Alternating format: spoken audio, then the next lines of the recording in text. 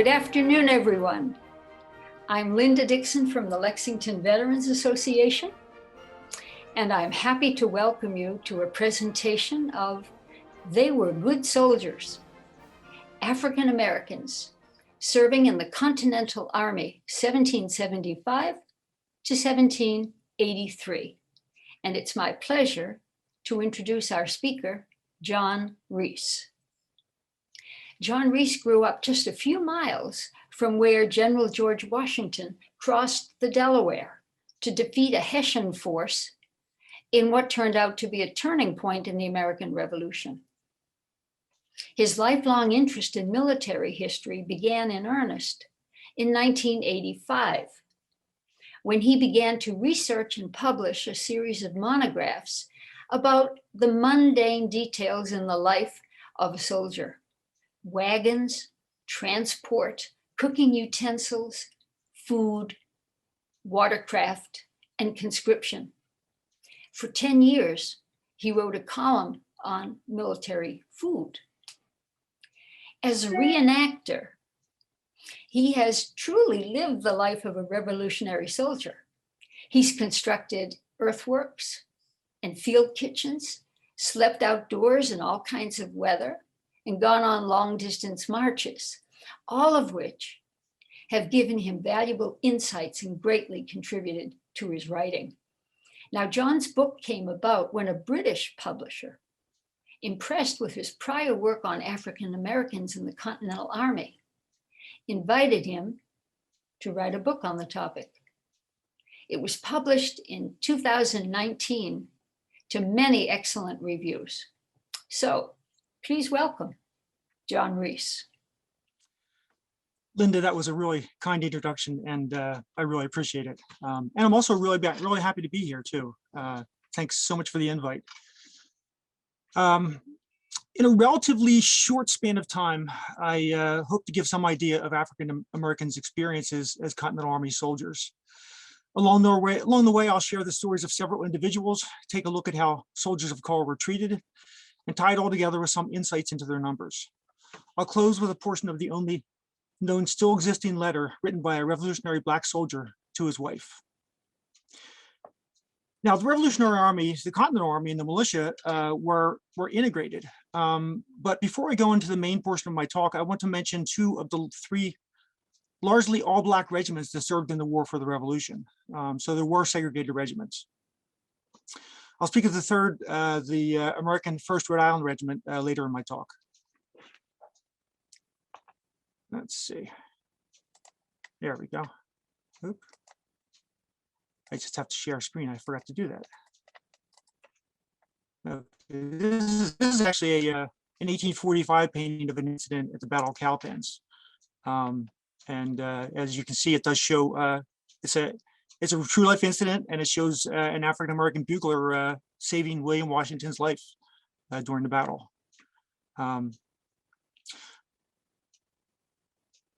So speaking of the segregated regiments that served, there was one Loyalist, one American, and one French.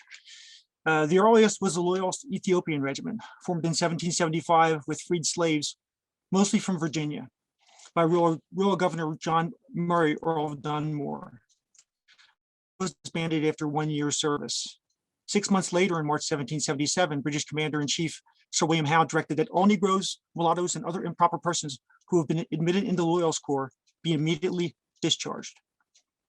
For 3 years after that order, armed Blacks were not allowed to serve in Crown-established Loyalist regiments. In March 1779, the French military formed the Chasseurs Volontaires de Saint-Domingue, formed in what later became known as Haiti. The regiment was formed of both free and enslaved Black men. The latter were promised their freedom in return for military service. Their first action was at the siege of British-held Savannah, Georgia in autumn 1779. The unit was disbanded in 1783. Now back to the Continental Army. Life, liberty, and the pursuit of happiness. When those words were made public in 1776, Africans had been enslaved in British North America for almost 160 years. And African Americans had been fighting 14 months for the cause of American independence in the Continental Army, Navy, and States Militia. Not for another 89 years would slavery in the United States be legally ended. At the onset of the War for Independence, approximately 500,000 African Americans lived in the colonies, of whom some 450,000 were enslaved. Blacks fought in provincial regiments prior to the war, and roughly 5,000 African American soldiers and sailors, free and slave, served the revolutionary cause.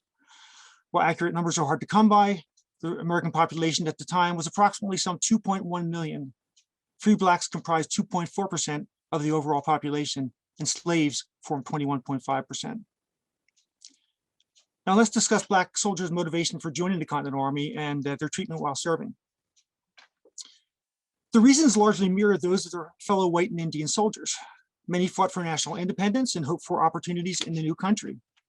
Some, perhaps many, joined for the adventure of military service, sometimes connected to the prospect of serving alongside family or friends. Others were at least partly enticed by the lure of an enlistment bounty or regular pay. And after the ideals in this espoused were made public, espoused in the Declaration of Independence, some fought for their own freedom or for that of their loved ones. Forced service was another factor. If they were on the militia rolls, both Black and white men periodically faced the chance of being drafted for a short-term stint in the Continental Regiment. Whites were occasionally compelled to enlist, but enslaved African Americans were more often coerced or forced by their masters to serve. Many, especially in New England, were promised freedom in return. Most of those promises were honored, but some veterans were kept in bondage after their service. Of course, the major dividing line between white and Black common soldiers was the American system that enslaved 90% of the country's African Americans. One remarkable result of my research on Black Continental soldiers is finding that they largely received the same considerations as their white comrades. At the most basic level, soldiers of color, both African and Native Americans, received the same pay, provisions, clothing, and equipment as white soldiers. As regards all those things, both whites and soldiers of color suffered in times of scarcity and jointly enjoyed the rare times of bounty. The most glaring case of unequal treatment was that Black soldiers were largely barred from serving in any rank other than fifer or private soldier. Further, in the early wars, they seem to have been given labor details more often than white soldiers, but that ended by the conflict's middle years. In the end, there may have been difficulties due to officers or fellow soldiers' personal or race animus, but to my knowledge and research, such instances were few and far between. And in this case, one late war incident is telling. A white Rhode Island soldier, Abner Simmons, recalled in 1780, when the two remaining Black regiment companies were joined with an integrated Rhode Island levy regiment. Simmons recalled, Captain Lewis commanded the Black company, which was actually two companies, and they took post on the right of the levy regiment. So that's actually rather remarkable because the fact that they formed on the right of the regiment was, according to 18th century military etiquette, the place of honor. And in this case was accorded to two segregated Black companies. That was probably the last time you would see that in the American military for a long time to come. Now for an overview of early service. Black Americans were in the fight from the first. Massachusetts militiamen of color, free and enslaved, fought alongside their white comrades from Lexington to Concord and back to Boston on April 19, 1775. To date, we have the names of 35 black men present that day, at least 18 seeing combat. One, Prince Estabrook, was wounded with Captain John Parker's company on Lexington Green. It's likely that as many as 40 to 50 African Americans were with the militia on the war's first day. 2 months later, at least 88 Black and 15 Indian soldiers are known to have served at the Bunker Hill battle. One historian estimates the total may have been as high as 150, roughly 5% of American troops involved. Now, there are several mentions of Black participation in those actions, but this is my favorite, and it took place at Bunker Hill. It speaks to the courage and resilience of African American soldiers and the effect one man's determination had on another. John Greenwood, a white soldier, noted of that day, everywhere the greatest terror and confusion seemed to prevail. As I ran along the road leading to Bunker Hill, it was filled with chairs and wagons, bearing the wounded and dead.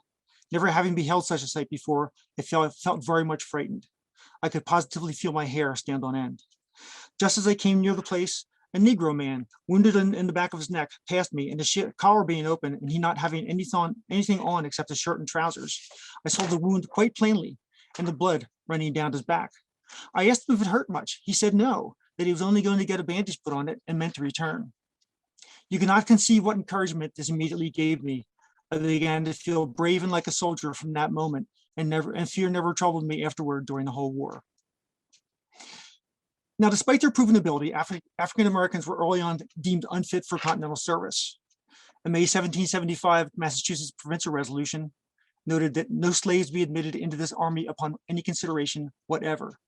So that spoke to slaves, and that may have been understandable. But by contrast, in October 1775, Council of Officers agreed unanimously to reject all slaves, and by a great majority to reject Negroes altogether. Now, while November 12 Army orders directed neither Negroes, boys unable to bear arms, nor old men unfit to endure the fatigues of the campaign are to be enlisted. Signaling a change of policy, at the end of December, General George Washington told of numbers of free Negroes who were desirous of enlisting, giving leave to the recruiting officers to entertain them. And as a side note, African Americans were never evicted from the Army and continued to serve during this entire 8-month-long paper exercise of deciding if they should be soldiers or not. Given the desperate need to fill continental regiments, Washington's decree was generally adopted, and the American Army remained a racially integrated organization to the war's end. And more importantly, Black musket-bearing soldiers, Continentals and militia, fought in every major battle of the war and in most, if not all, of the lesser actions. A number of Americans noted the fact of African Americans in the ranks, some unfavorably, with the claim they are unsuited to be soldiers, but positive remarks were in the majority. In response to John Adams' October 1775 question about Black soldiers in the Massachusetts regiments, Adams called them unsuitable for service. General William Heath replied, "There are in the Massachusetts regiments some few lads and old men, and in several regiments some Negroes. Such is also the case with the regiments from the other colonies. Rhode Island has a number of Negroes and Indians. Connecticut has fewer Negroes, but a number of Indians. The New Hampshire regiments have less of both. The men from Connecticut, I think, in general, are rather stouter than those in either of the other colonies. But the troops of our colony, Massachusetts, are robust, agile, and as fine fellows in general as I would ever wish to see in the field." General John Thomas was more emphatic. "In the regiments at Roxbury, the privates are equal to any that I served with last war. Very few old men, and in the ranks very few boys. We have some Negroes, but I look on them in general equally serviceable with other men for fatigue and inaction. Many of them have proved themselves brave." Europeans were also complimentary.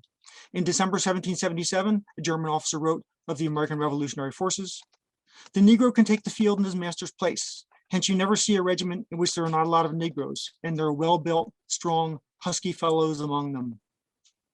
And Baron Ludwig von Closen, aide-de-camp to French General Rochambeau, wrote in July 1781, "I had the chance to see the American Army man for man. It is really painful to see those brave men almost naked with only some trousers and little linen jackets, most of them without stockings. But would you believe it? Very cheerful and healthy in appearance. It is incredible that soldiers composed of men of every age, even children of 15, of whites and blacks, unpaid and rather poorly fed, can march so fast and withstand fire so steadfastly." As for numbers, Closen claimed, a quarter of Washington's army were Negroes, merry, confident, and sturdy. Now, regarding his estimate of numbers, my research indicates that while the proportion of Black Continentals likely increased in the war's later years, in 1781, there were more likely about 8 to 10% of the Army. So now let us look a little bit more into numbers. In August 1778, a tally was made as the number of Black soldiers in 15 brigades of General George Washington's main army. There were 755 African Americans in a force totaling almost 21,000 rank and file. Rank and file means corporals, music, and private soldiers. So that would make them 3.6% of the whole. Now, while that proportion may seem rather small, by themselves, Black soldiers would form 2 understrength regiments, each equal to or larger in size than most other serving Continental regiments. And we also have to recall that free Blacks formed 2.4% of the overall American population, even considering numbers of slaves who served. Free African Americans were well represented as regards military service. Now, the New Jersey and Rhode Island regiments are not represented on this return. The number of blacks serving in New Jersey's 4 Continental Regiments in 1778 was only 10. Rhode Island had just reconstituted one of its regiments, the first, filling it with African American and Indian private soldiers, mostly former slaves, but also about 55 veterans. In August 1778, that unit contained 197 privates. So adding those men would bring the total of African American soldiers in August 1778 to 962. Here then are the 6 brigades reporting the highest proportions of black soldiers on the August 1778 return. As you can see, 3 are from New England and 3 are from southern states. By comparison, the middle states of New Jersey and Pennsylvania had very, very few black soldiers. And as you can see, these brigades percentages are all higher than the 15 brigade proportion of 3.63%. So you can see the top ranking brigade is Parsons, Connecticut with 9.3%, and Muhlenberg's Virginia brigade is 6.8%, just the second one. So we can play with numbers a bit more and get an idea of what those regiments may have looked like if you saw them in the field. So we can calculate the average number of black soldiers per regiment within each brigade, and each brigade was broken up into 8 companies. So those African American soldiers would either have been all in one company, and the company was approximately 40 to 50 soldiers, or they would have been spread throughout the regiment. And again, you can see that Parsons, Connecticut had the largest number of black soldiers per regiment, 37. North Carolina Brigade had the next highest, 29 soldiers per regiment.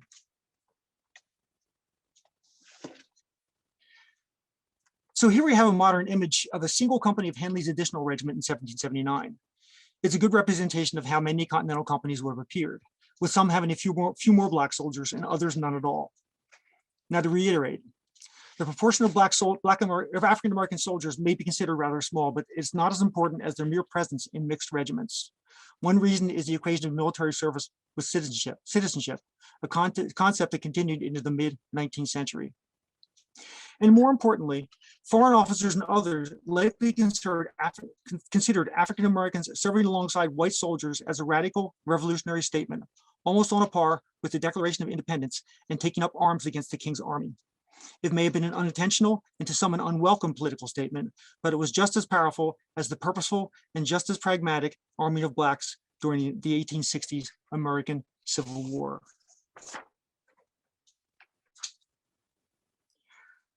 So from numbers, I want to turn to 2 individual soldier stories.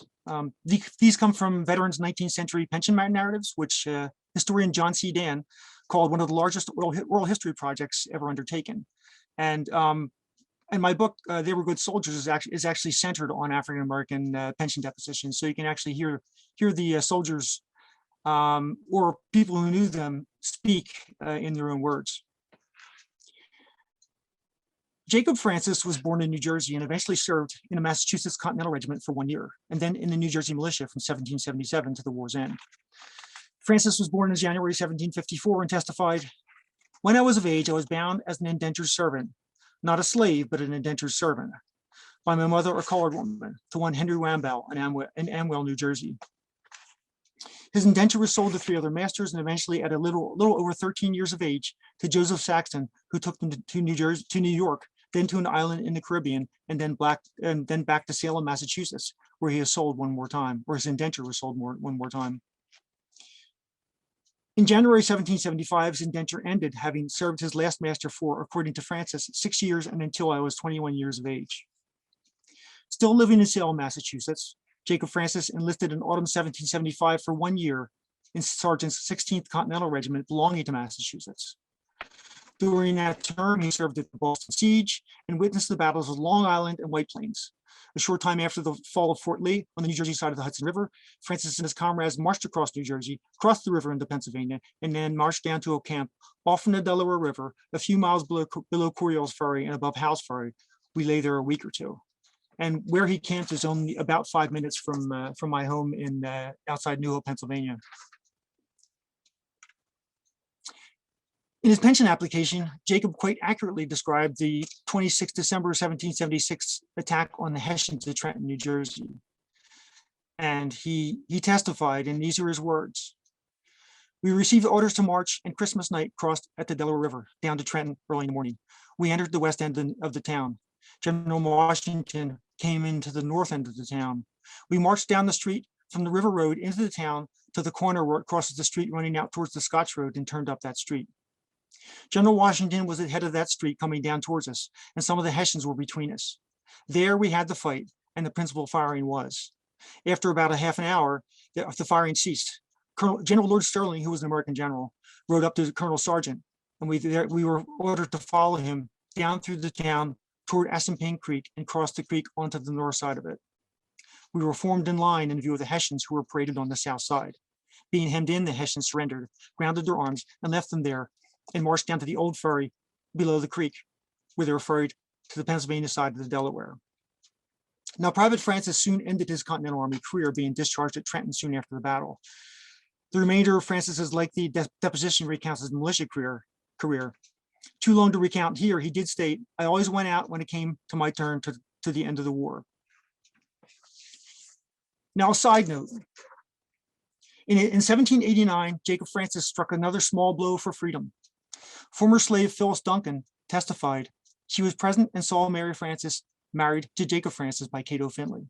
At the time of the marriage, Phyllis and Mary Francis and Cato Finley all lived with and were the slaves of Nathaniel Hunt, where the marriage took place. Jacob Francis, immediately after his marriage, bought Mary from her master, Nathaniel Hunt. Mary, in a few days, left the employ of Hunt and went with her husband. Have ever since that time lived together as man and wife up until the death of Jacob, and raised a family of children. So sometimes there are happy endings. Now, of all the Black Virginia Continentals found for my study, Andrew Pebbles had perhaps the most varied career. In his pension testimony, Pebbles noted that he didn't recall the year he enlisted, being a poor, unlearned mulatto. But according to his military records, it was September 15, 1777. He testified that he joined the camp at Valley Forge and was placed under the command of Captain Lewis Booker, the 11th Virginia Regiment, for 2 years. At Trenton, he served 1 year in the artillery under Captain William Miller, 1st Continental Artillery Regiment, who commanded the gun with 12 men to which he belonged. So you can get nice. This is his testimony. You can get little details like that. You can see how many men it took to serve a gun. He continued. He served for 2 years under Captain Michael Rudolph of Maryland in the light infantry commanded by Colonel Harry Lee. That would have been Henry Lee, who was the father of Robert E. Lee. Lee's command was composed of infantry and cavalry and known as Lee's Legion. Pebbles said he was in 3 general actions at Monmouth Courthouse, Guilford, and Eutaw Springs. At Eutaw Springs, he received 3 wounds. He was wounded in the shoulder slightly, lost the thumb of the left hand, and was bayoneted in the belly. He was discharged on Combahee River honorably. The day before he was discharged, he was in the battle in which Colonel John Lawrence, who commanded in the absence of Colonel Lee, was killed. And that would have been 27 August, 1782. Pebbles, too, though a free man, had to deal with the issue of slavery post-war. In his pension, he testified, "My occupation, I'm a miller. From the infirmities of old age, increased by the wounds received in the Revolutionary War, I'm not able to render much service to my employer. I am a free mulatto. Wife and child who live at the mill where I do are slaves. My wife's name is Rachel, aged between 50 and 60 years, and my child's name is Ursula, aged 11 years. Now, this brings us back to post-war experiences. Several other Virginia regiment veterans told of enslaved family members when they applied for pensions in the early 19th century. Thomas Mahoney was a planter on a little farm not his, and is rendered unable to pursue it by reason of his age and infirmity. His family residing with him are as follows: his wife Mama and his son Jack, both of which are slaves. He, being a free man of color who served in the War of the Revolution, is now unassisted by the labor of his family. And Drury Scott, formerly of the 10th Virginia Regiment, noted, "My occupation is that of a rough carpenter, but I can get but little work, and if I had more, I could not do it. My wife is all my family, but being a slave can render me no assistance."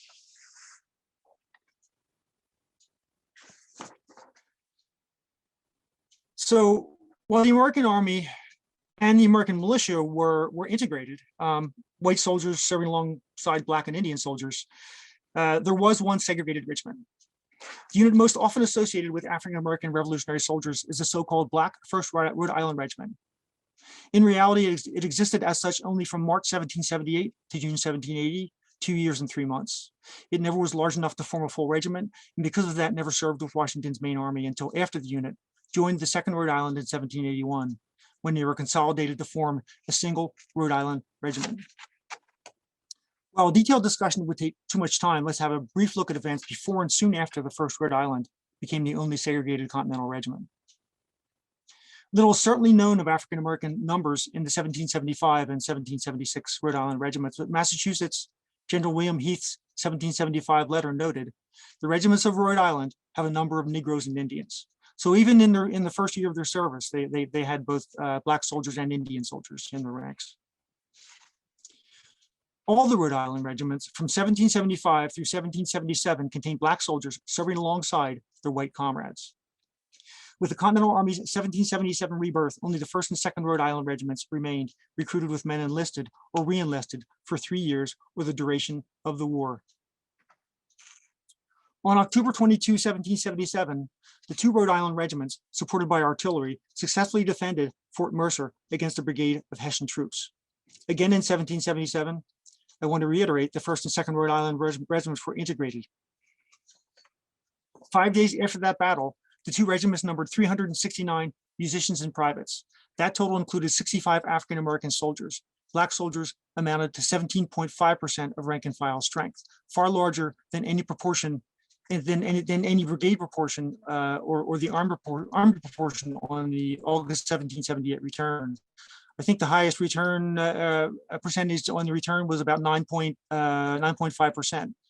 So that's almost double. The Rhode Island regiments were particularly hard hit during the 1777 campaign, and the state had to consider how to recruit them. General James Varnum recommended in January 1778 that a battalion of Negroes be raised in Rhode Island. That February, the state legislature resolved that any Negro, mulatto, or Indian man slave in this state may enlist into either of the 2 battalions to serve during the continuance of the war. It was eventually determined that these recruits would join only the 1st Rhode Island Regiment, and that unit would contain only Black or Native American privates with white commissioned officers, sergeants, and corporals.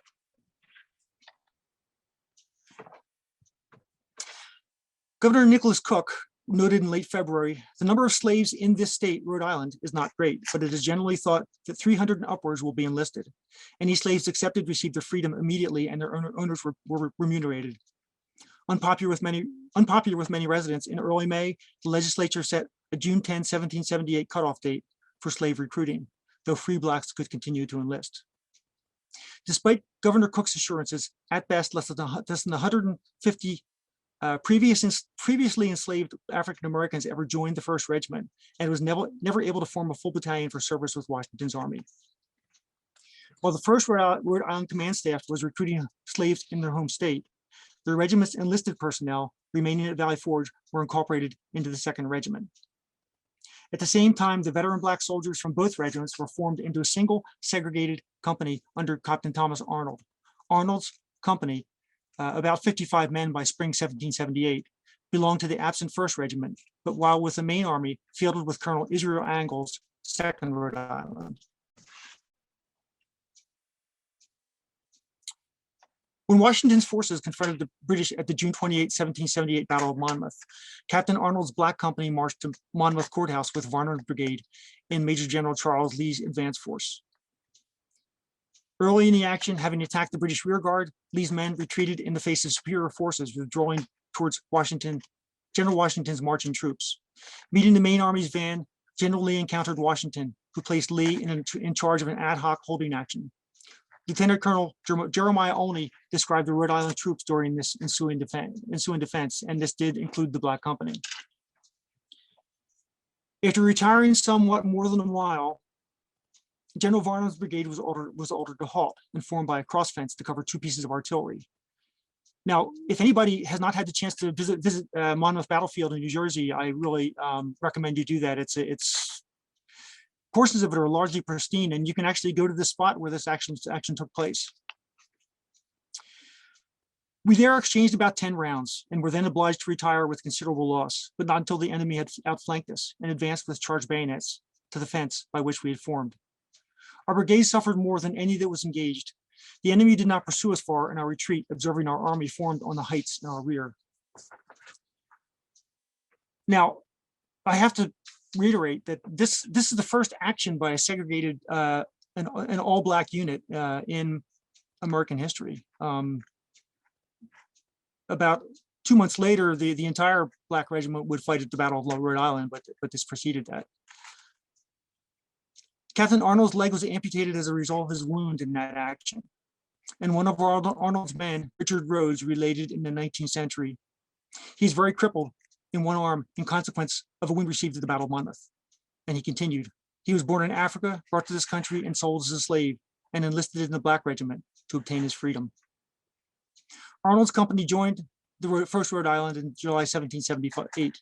The Black Regiment went on to see combat at the August 1778 Battle of Rhode Island and remained in their home state until marching into New York in early January 1781.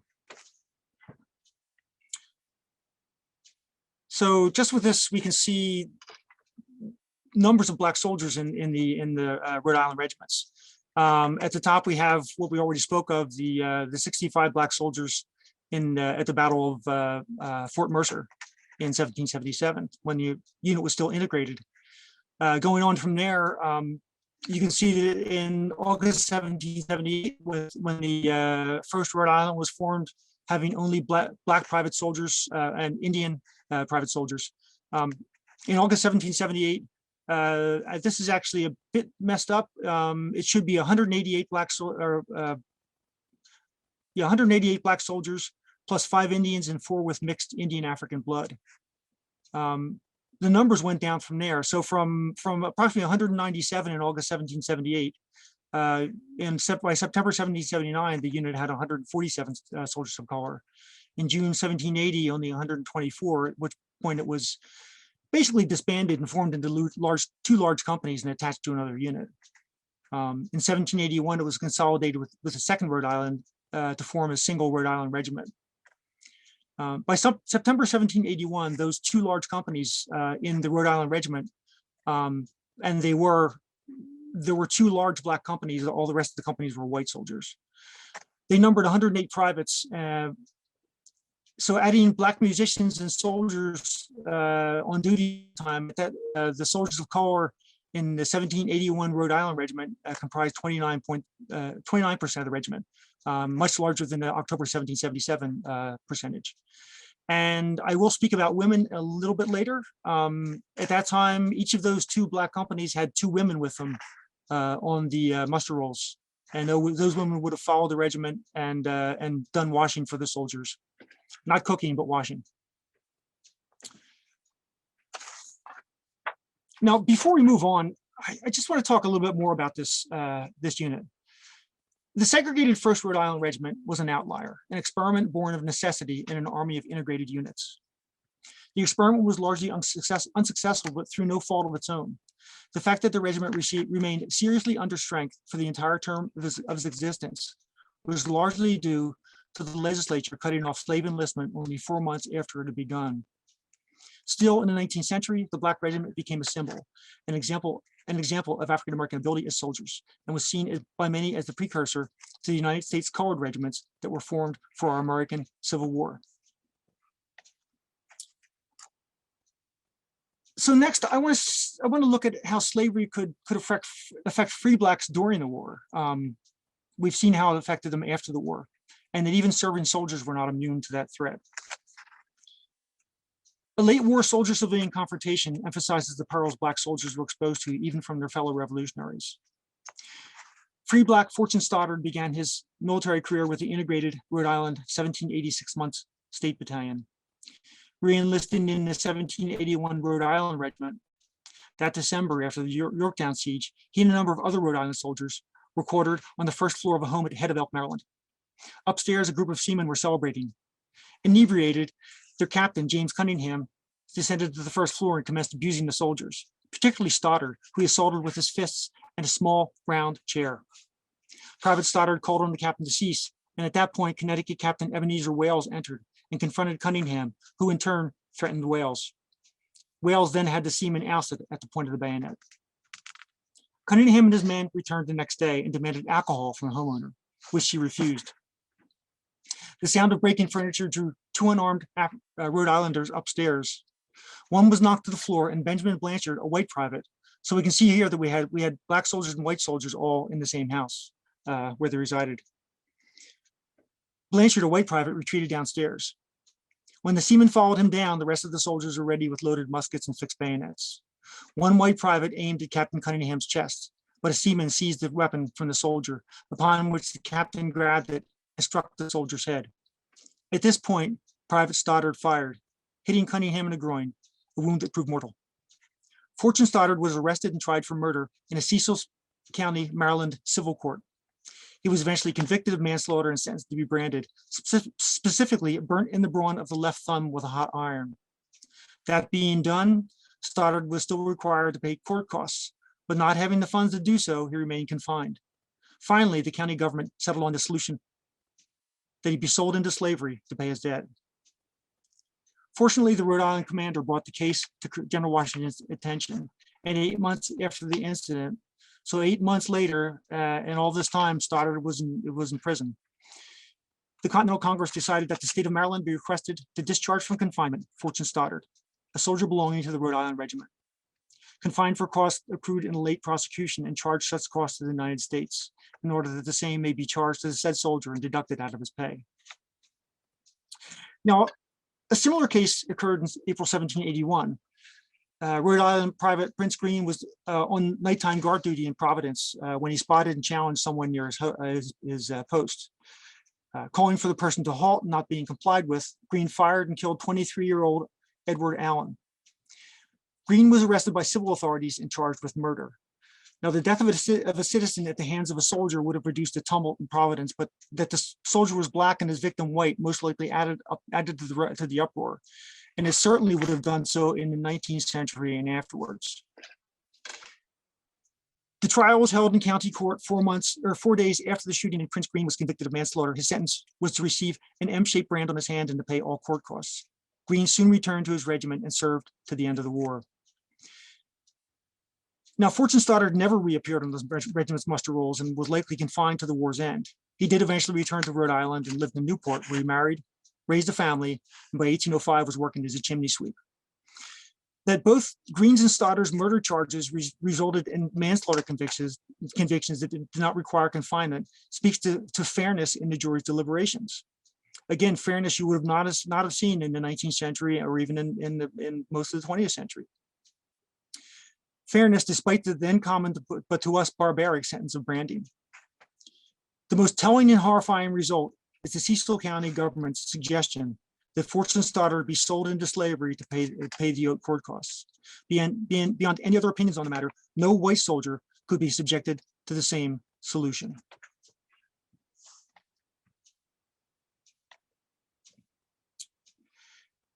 I now want to speak of the African-American women who, by their own free will, the will of others, served with the Army.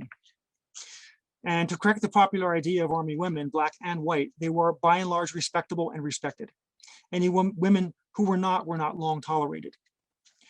Now, I've discovered a number of black women with the Army, and in my book, I actually include an appendix that talks about African-American women who served with the Army. Some of those women were servants.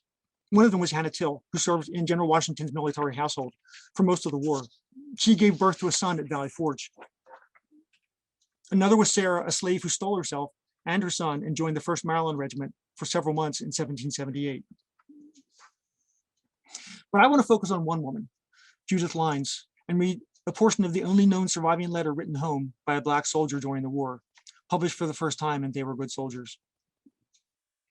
To preface the letter, John Lines enlisted in the 5th Connecticut Regiment in March 1781 for 3 years. Part of his time was spent at West Point and other Hudson Highland posts. By Judith Lines' own testimony, and again, this all comes from the pension papers. By her own testimony, they married in July 1781. She recalled, next summer, 1782, after I married, he sent for me to come to him. I think the place was called the Highlands. At that time, my husband was a waiter for Colonel Sherman, and while at the camp, I had the smallpox. I think I stayed about 3 or 4 months. Mrs. Lines noted in a pension application, My husband used to write to me when he was in the Army, and I have one of his letters now, in which I give to the magistrate, who takes this by deposition. The letter is dated November 11th, 1781, and is in the handwriting of my husband. So now, the letter. I take this opportunity to send to you, my dear and loving wife, to let you know that I am well and hoping these lines may find you and the children well. This is the 6th letter of mine, and I haven't received one. I belong to Colonel Isaac Sherman's regiment, Captain Rice's company. We lay at Fishkill now. I should be very glad if you would send me a letter how you have lived this summer and whether the house is done and whether you killed that cow or whether you have got another. I want to know all these things very much. I intend to come home this winter if I can, but I don't know if I can. If I could see you myself, then I could talk with you, my dear wife, as I like. I have seen hard times. I have lived 11 days with bread only. I remain your loving husband until death. John Lines. Now, this pension testimony in the letter tells us a lot. First, that Judith was on her own at home for a good portion of her husband's service, but she also spent 3 or 4 months in the Army and had smallpox. Smallpox is a horrific disease, which, if you do survive it, which was not always the case, you could end up scarred for the rest of your life on your face and body from the scars. I also know from her testimony in the pensions that at this point, she had 3 children. I think all of those children were by a previous marriage. So she was at home taking care of not only her home and farm, but also the children that were with her, possibly with the help of family and friends. And also one other thing, John Lines could write. He could read and write, which we don't always consider to be the case with African Americans, but it seems that was more the case in the 19th century when blacks were probably more likely not to be educated as such, especially in the South.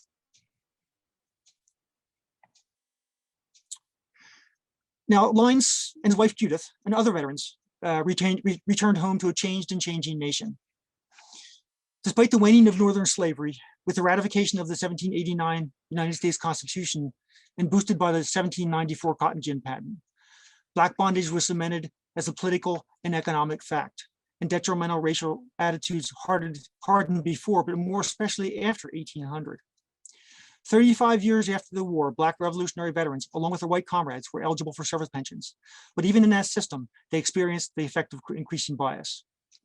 When all is said and done, African-American military service was a direct challenge to slavery and the racial construct, and an affront to many white citizens, especially in the 19th century.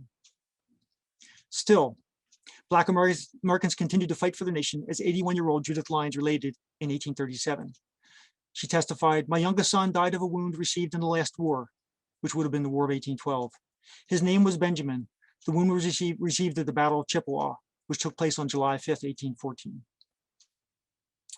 And Black Revolutionary veterans remained proud of their service, as attested by Artillo Freeman, who in his pension application valued all his belongings at $15.75. At the end of that list, he added one more item: Revolutionary uniform, invaluable. Now I want to close my presentation by the statement of a veteran.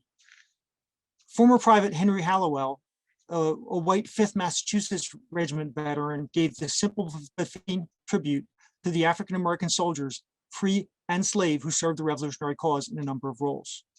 "In my company, there was 4 Negroes named Jephthah Ward, Job Upton, Douglas Middleton, and Pomp Simmons. Part of them called on me after their time was out. They were good soldiers." That concludes my talk.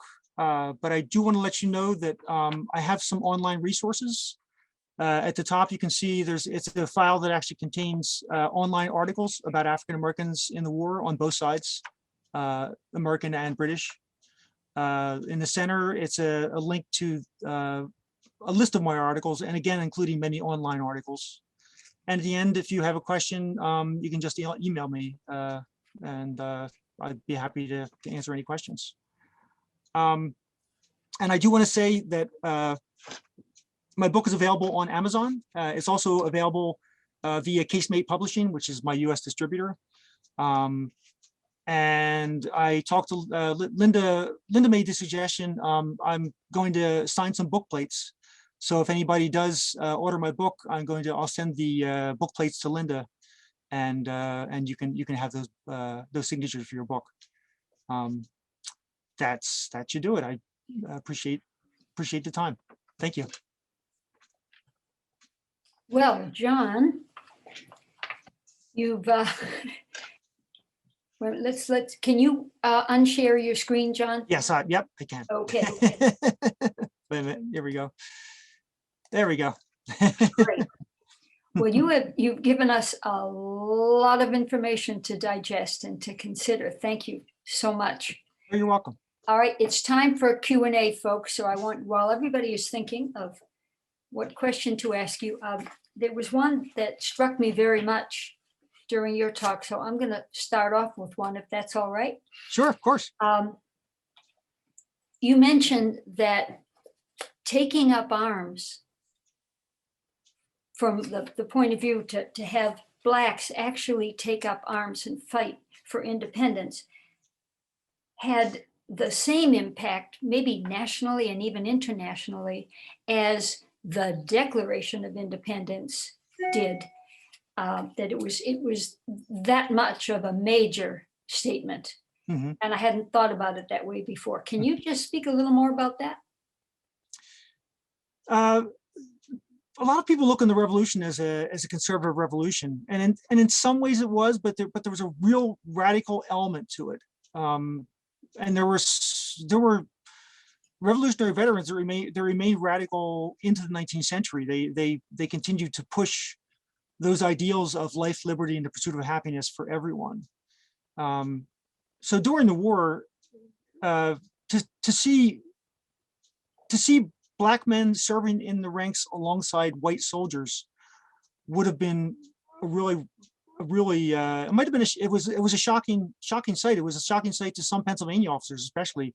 I know of at least 2 Pennsylvania officers who did not like to see African Americans serving in the ranks. And a lot of those same Pennsylvania officers were extremely radical after the war and again into the 19th century about espousing freedom for slaves, abolishing slavery. But at the time, even some of the revolutionaries were shocked by the sight of African Americans in ranks. And it would have seemed so, as I said, to European officers or Europeans viewing the regiments too. I'm sure that there may have been a lot of people in the South. I mean, the South had more slaves than the North, but there was slavery North and South at the time. South had a larger population of slaves because they did have the larger slaves still worked the plantations. So it may have been even more shocking in the South. But then again, just as shocking was the fact of Dunmore's regiment, his all-Black regiment in 1775. The fact that there was a loyalist all-Black regiment, and even though it only lasted for 1 year, that was a true shock to the American system. And it probably was a large, besides manpower shortages, it was probably the largest factor in pushing the Continental Army and militia to accept African Americans in the ranks, because here you had freed slaves fighting against their former masters. And there was the fear of slave rebellion was present in the 18th century as it was in the 19th century. So they were under arms. So that would have been a large push to allow African Americans to fight for the American cause, for the cause of independence. And at least I think in Connecticut, I don't know about Massachusetts, but I think in Connecticut they actually legislated that if slaves were enlisted, they would receive their freedom in return for their service. In 1785, Virginia passed a law. This was post-war, but they passed a law that would free any slave who served during the war, and that didn't just include those who bore arms, but it also included those who served in the salt mines, because salt was an important factor for supplying the army. So yeah, it was a very radical move, and unfortunately, as the 18th century waned on, and with the 19th century, those ideas were pushed aside by and large. Thank you. Okay. We have a question from Alex. Do you think the service of African-American soldiers had any impact on George Washington's views about slavery? Oh, I'm sure it did. I'm sure it did. Even though from what I know, Washington, when he went into the war, was already having second thoughts about slavery. And he changed his opinion through the war, and he changed his opinion after the war. And then, of course, in his will, he freed his slaves in his will, his own slaves, not Mary's, because he couldn't free those, but he freed his own slaves. So yeah, his views were changing, and I think the fact of African American service during the war really pushed his attitude. Yeah, really. You know, talking about the prevalence of slavery here in the North, I remember I read a book about slavery here in Boston in the 1700s, and it became plain that if you lived in Boston in the mid 1700s and you were invited to dinner, let's say at a wealthy merchant's house, and you knocked on the door to go to dinner, that door would be opened by a black slave servant in Boston. Yeah. Absolutely. It was a sign of wealth. Yeah. It just was. And in Pennsylvania and New Jersey, Quakers were among the earliest abolitionists. And so much so that at a certain point they would throw, by about in the early 1770s, they would throw Quakers out of the meeting if they didn't take their hard suggestion that they free their slaves. By the end of the war, actually after the war, when the American Abolition Society was re-chartered, a huge number of Revolutionary veteran officers, especially Pennsylvanians, because it was rechartered in Pennsylvania. It was a Pennsylvania Abolition Society, but a large number of Pennsylvania officers who had served joined the Abolition Society. Some of the same officers had made some ill remarks about African Americans in the ranks early in the war. But yeah, it was a big factor. But yeah, slaves played a large part. They really did. I mean, by 1890, I think there were no slaves in Massachusetts because of the freedom suits. I'm called. They called them freedom suits. By 1780, Pennsylvania was the first state to enact the only abolition law during the war. Even though it was gradual, it actually had its effects. So it's amazing to see the treatment of African Americans in the ranks. I mean, blacks were an underclass in the country. It's just a known fact. But their treatment in the army seems to be relatively good and relatively equal to the white soldiers. And I think that was because when you're serving together for a long time, your comrades see you differently. And I think even the officers will start to see you differently too. Yeah.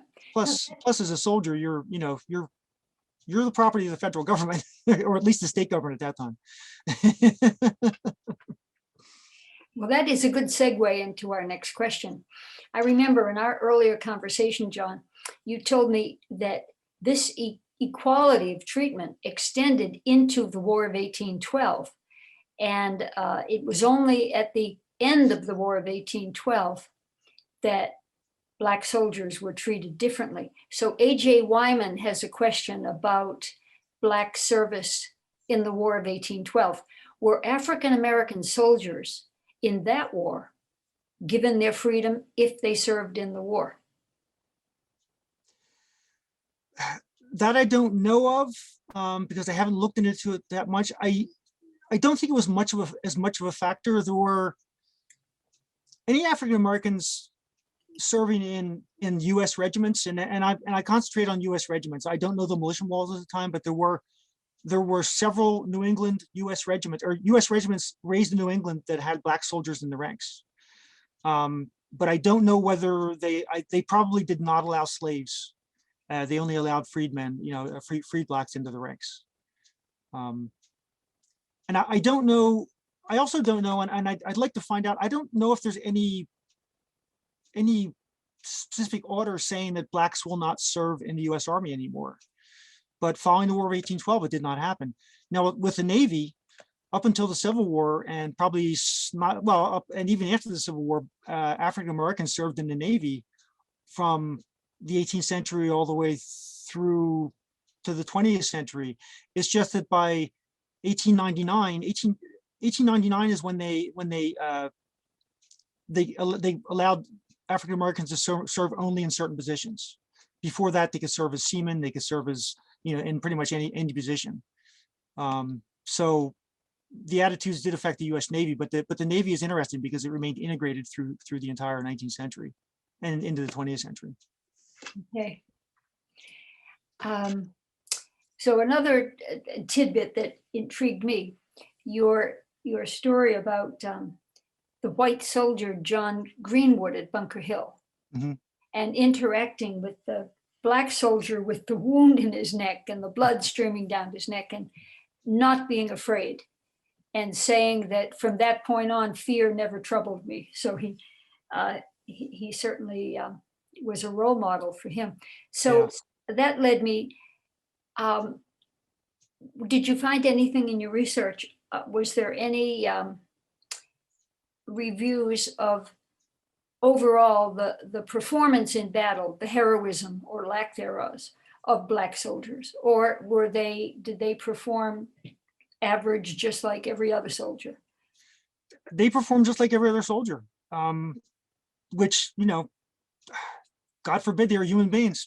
Yeah, of course, I mean, of course. Yeah, but yeah, they performed well. I mean, there were instances when white soldiers and black soldiers ran away, because in some of those instances I would have run away too. I mean, it was you were faced by overwhelming numbers or a horrible situation. In some instances, they fought and stood during the Battle of Camden, which was a horrible loss for the Americans. At one point, all the militia but one North Carolina regiment ran. So the only units left on the field were the Maryland and Delaware troops and North Carolina militia. They contained black soldiers in their ranks, both the militia and the North Carolina and Delaware regiments, and they stood in the face of impossible odds until they were finally forced off the field, and they lost a lot of men. And again, black soldiers were in those ranks, so they're not singled out for valor. During much of the war. Salem, I think of Salem Poor remarkably, and I didn't include this, but Salem Poor was he fought at Bunker Hill, and he was the subject of a testimonial by the commander of the Bunker Hill Redoubt, I think it was Prescott, and 13 other white officers from various Continental regiments, and they had this testimonial they gave to the Massachusetts provincial legislature, and saying about how brave he was. He acted like an officer, and just they hailed his actions that day, as they just couldn't say enough. The thing is, they didn't say exactly what he did, but my friend George Quintal, who is an historian of African Americans, he said he thinks the Salem Poor. It's likely that he killed the highest ranking officer killed that day, which was a grenadier. I think he was a lieutenant colonel, I think. And he said for Poor to have done that, he would have had to have remained in the front ranks in the Bunker Hill Redoubt until it was really no longer wise to do so. But Poor also they said he acted like an officer, so he also must have inspired the troops too. So the fact that they weren't singled out for either encomiums or being derided because of cowardice, that alone actually says a lot. They weren't spoken against later in the war. Indeed it does. George Burnell would like to know, what was the difference, if any, in service between the slave and the indentured servant? Indentured servants usually served for until the age of 21, and usually they seem to have learned a trade or a craft when they're in their service. Jacob Francis did not learn a trade. He was just there for service, and I'm not sure exactly what he did. And your indenture could be sold to other people. So, and then that just went on until you're 21. And I think usually at the end of your indenture, I think you were given a certain amount of money and you were given a suit of clothes, and then you were on your way, to make your own life. Whereas slaves, of course, were slaves for life. And they could buy their freedom, or their freedom could be bought, as Jacob Francis bought his wife's freedom. But other than that, you're a slave for life, and that's it. Mary Hutton is interested in the abolitionist movement. So she wonders, do you have any information about New England officers or soldiers who served in the war and then supported the abolitionist movement after the war? I think there's one I include in my book. I cannot remember his name. It's in one of the, actually, I think it's in the very final chapter. And he's speaking in the 19th century. It's actually during the Missouri Compromise.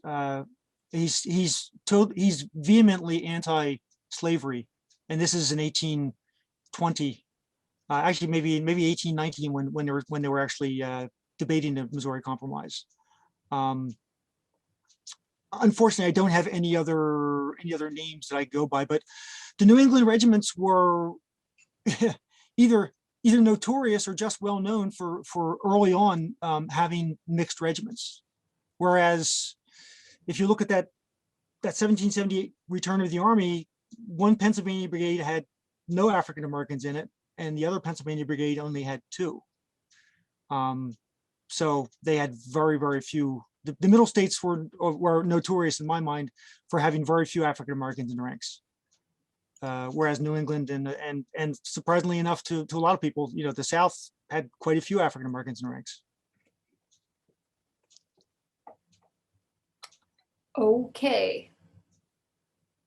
Now I think we have covered everybody who has a question. Christine, do you have anybody lurking? I do I not. don't see.